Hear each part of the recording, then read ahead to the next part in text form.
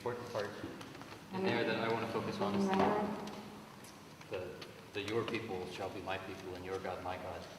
But a lot of that background in the beginning matters so that that has meaning to it. But let's start by just looking around the chapel. I always love doing that. And what I usually see is a lot of different stained glass windows. They all have faces on them. All the windows are of different saints and holy people.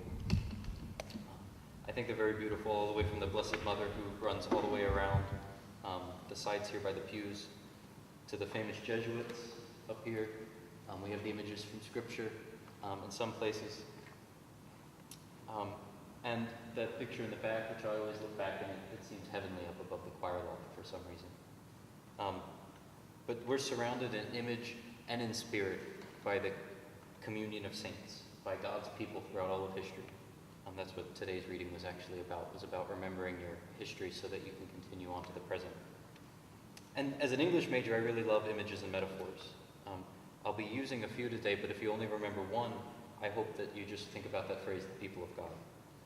Some of my favorite images involve faces, like the ones around us. And as it turns out, I was really excited to learn that this is a preference of Pope Francis as well. In his recent interview with America magazine, Father Spadaro, who was the interviewer, noticed that Pope Francis's living space is not filled with abstract images, but that Pope Francis decorates his living quarters with images of human faces and human statues. He saw Christ, St. Francis, St. Joseph, and Mary scattered around, and Pope Francis is really just surrounded by this artwork that are the faces of the holy people who he likes to imitate. This past summer, I was fortunate to receive a Kolvenbach grant from Loyola. Kolvenbach grants are given to students and faculty so that they can combine academic research with serving a local community organization. We had one as well. My community partner was the Deweese Recreation Center, which also included the Mid-Govens Community Association and the whole neighborhood around it.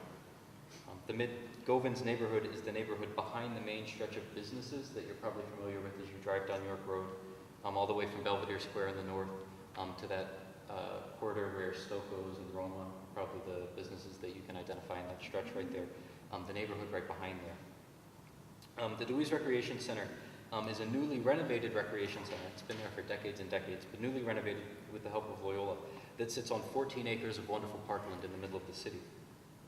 So my goal was to do a needs assessment of the Deweese Recreation Center, to research best practices for the youth at the center, as well as to highlight the strengths of the center and the staff.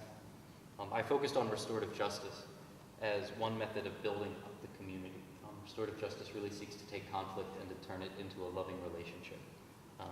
Sometimes it's just a relationship. It doesn't always succeed in being loving, but we can try.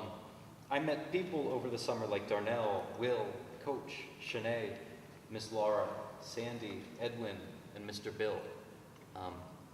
Those were my faces over the summer. They were residents of Mid-Govens and employees at the Deweese Recreation Center who were working to make the community a better place. Pope Francis spoke in his interview recently of a holy middle class, which is this daily sanctity of God's people. I see the holiness, the Pope said, in the patience of the people of God. A woman who is raising children, a man who works to bring home the bread, the sick, the elderly priests who have so many wounds but have a smile on their faces because they serve the Lord, the sisters who work hard and live a hidden sanctity. This is for me the common sanctity.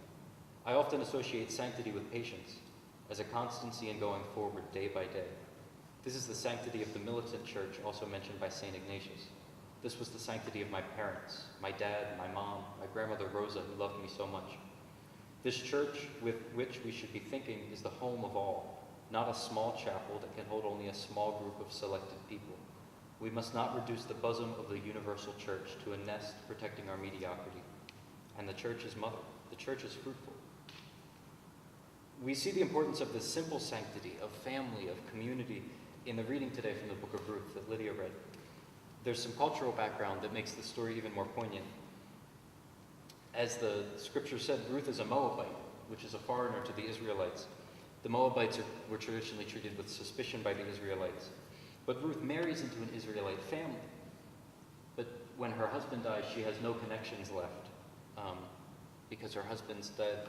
except for her mother-in-law and her sister-in-law, until her mother-in-law says to Orpah, who's her sister-in-law, "You go home, return to the home of your mother." And Naomi says the same thing to Ruth. She says, "I'm all you have left here. Go back to where you came from. Everyone's died because of this famine." But Ruth decides to stay. She tells Naomi that she's going to join Naomi's people, not just in the legal sense, but in faith and in love as well. Their lives under God and their destinies are now eternally bound together. Ruth was an outsider, but she's now accepted by Naomi because of the recognition that they can be one people of God. This is a radical openness. In the New Testament, Jesus comes and later expands this covenant with the Israelites to all people. But keep in mind, in the Old Testament right now, the Israelites still considered themselves God's chosen people. They had no need to open themselves up to foreigners. There's not only a famine across the land when the story begins, but there's a famine, there's not only a famine of food across the land when the story begins, but there's a famine of belonging. Ruth has no proper home. But Naomi welcomes her joyfully. And later, the book is actually very short if you want to read it. Later, this is about a quarter of it, so it's not very long. Towards the end, Naomi and Ruth are both welcomed back to Bethlehem. There's a marriage, it's a really happy ending. There's a priest who I listened to a homily to kind of get some ideas from this, and he called it almost kind of like comedy, like a Shakespearean comedy where, there's some jokes and everyone gets married at the end and everyone's very happy.